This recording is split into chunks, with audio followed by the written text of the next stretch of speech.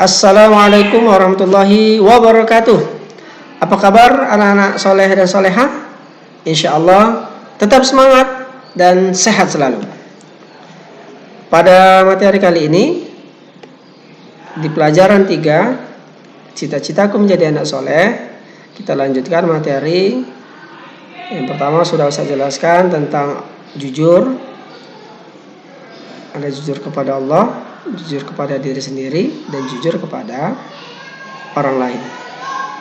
Sembari melihat video Ustadz, anak-anak bisa membuka bukunya di halaman 22.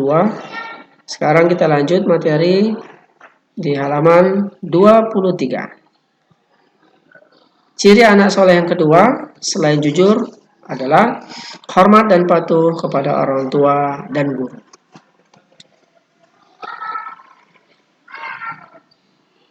Hormat dan patuh kepada orang tua.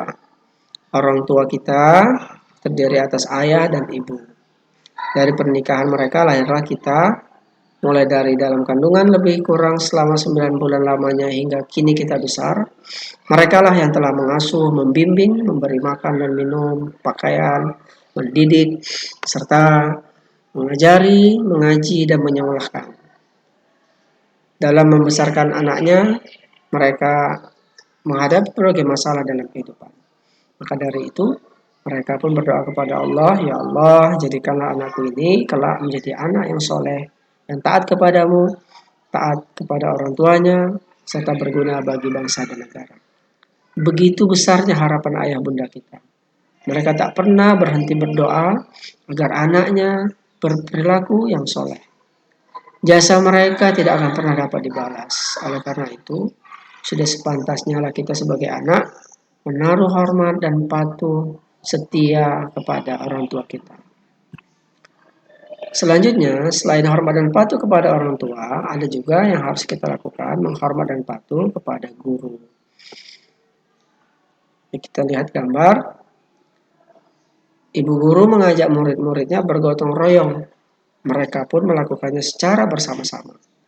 Setelah mereka selesai bekerja, ibu guru menyampaikan ucapan, anak-anakku, terima kasih atas kepatuhan dan keikhlasan kalian telah ikut bergotong royong. Alhamdulillah, berarti kalian sudah mematuhi ajakan guru. Yang kedua, gotong royong ini dapat mempermudah dan meringankan pekerjaan kita. Yang ketiga, anak yang hormat dan patuh tentu disayang Allah Subhanahu wa taala. Pertanyaannya, mengapa sih kita harus hormat dan patuh kepada guru? Guru adalah pengganti orang tua di sekolah. Banyak hal yang dapat kita peroleh dari guru, terutama mendapat ilmu pengetahuan dan keteladanan. Guru telah mengajari dan membimbing kita beribadah dan membaca Al-Quran, berbahasa yang baik, berhitung, bergaul, mengenal lingkungan alam, serta mengenal seni dan sebagainya.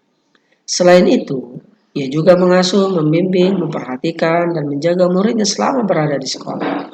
Begitulah jasa mereka kepada kita. Maka sudah seharusnya kita juga bersikap setia, hormat, dan patuh kepada guru.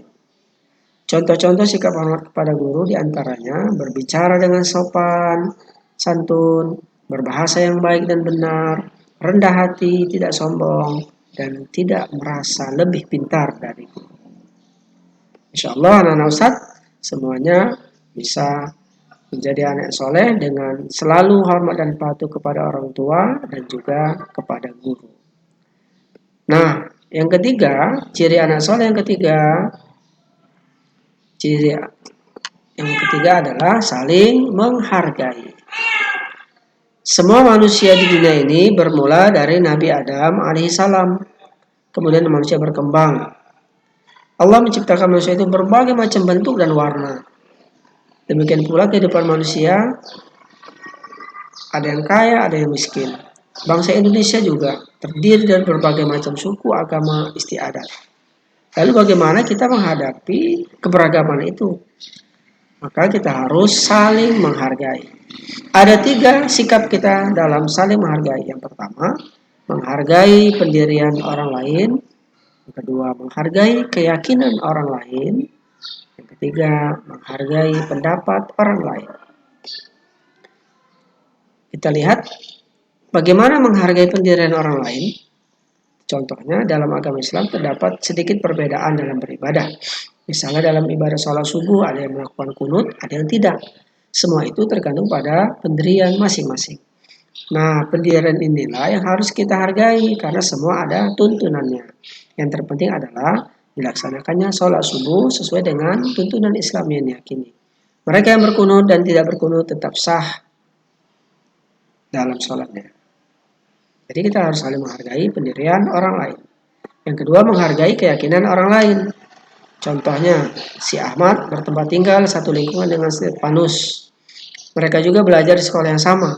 Agama Ahmad beragama Islam, sedangkan Stefanus beragama Kristen.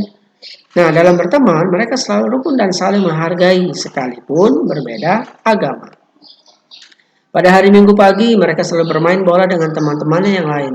Namun pada suatu pagi, Stefanus menghampiri Ahmad dan meminta maaf karena tidak dapat bermain bersamanya. Ayah Stefanus mengajaknya pergi ke gereja. Ahmad tidak mempersoalkannya dan menghargai sikap Stefanus untuk pergi ke gereja bersama ayahnya. Itu contoh menghargai keyakinan orang lain. Nah, yang ketiga, menghargai pendapat orang lain. Contohnya pada hari Selasa, siswa kelas 5 belajar kelompok membahas tentang sikap anak terhadap orang tua, yaitu ayah dan ibu. Siswa kelas 5 dibagi menjadi 5 kelompok. Kelompok 1 dipimpin oleh Ahmad, sedangkan anggotanya adalah Iwan, Habibi, Dino, Ira, Nisa, dan Ilham. Dalam belajar kelompok, masing-masing siswa mengemukakan pendapatnya tentang bagaimana seharusnya bersikap terhadap orang tua. Sebagai contoh, dalam belajar kelompok yang dipimpin oleh Ahmad, Nisa mengatakan harus ikut membantu pekerjaan rumah. Habibie mengatakan tidak boleh keluar rumah tanpa seizin orang tua.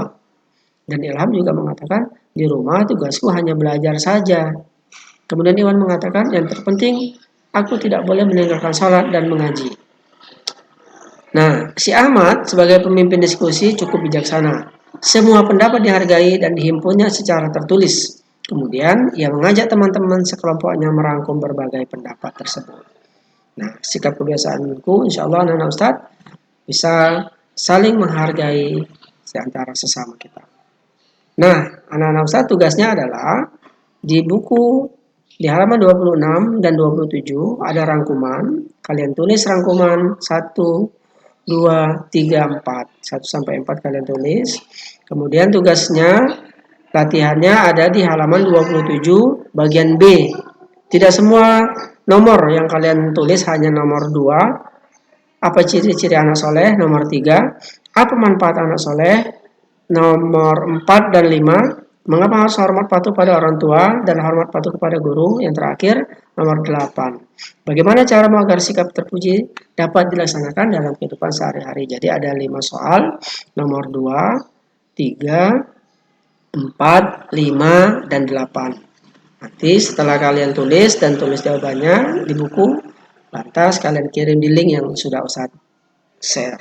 Demikian saja materi kita kali ini. Semoga bermanfaat. Anak-anak Ustadz menjadi anak yang soleh. Demikian saja. Assalamualaikum warahmatullahi wabarakatuh.